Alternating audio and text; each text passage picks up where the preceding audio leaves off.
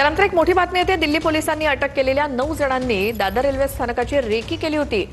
दिल्ली त्यासोबत मुंबईसह प्रमुख शहरांमध्ये दहशतवादी हल्ला करण्याचा प्लॅन होता। अटक करण्यात आलेले आरोपी दिल्ली, मुंबई आणि पंजाबचे रहिवासी आहेत। अटक करण्यात आलेले आरोपी हे पाकिस्तानमधल्या शहजाद भट्टीच्या संपर्कात होते। अधिक माहितीसाठी जाऊयात आमचे प्रतिनिधी प्रमोद जगताप यांच्याकडे। प्रमोद, दिल्लीमध्ये अटक केलेल्या आरोपींबद्दल काय माहिती मिळाली आहे? काय त्यांचा प्लॅन होता?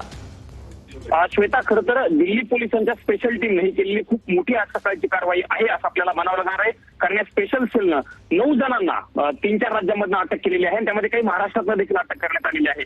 हे जे आरोपी अटक केले गेले आहेत त्यांच्याकडनं मोठे प्लॅन्स जे आहेत ते आखले जात होते आणि त्यांच्याकडनं खास करून जर आपण सांगायला गेलं तर काही रेल्वे स्टेशन असतील, विमानतळ असतील, याचं काही महत्वाची शहरं जी आहेत ती त्यांच्या टार्गेटवरती असल्याचं बघायला मिळते।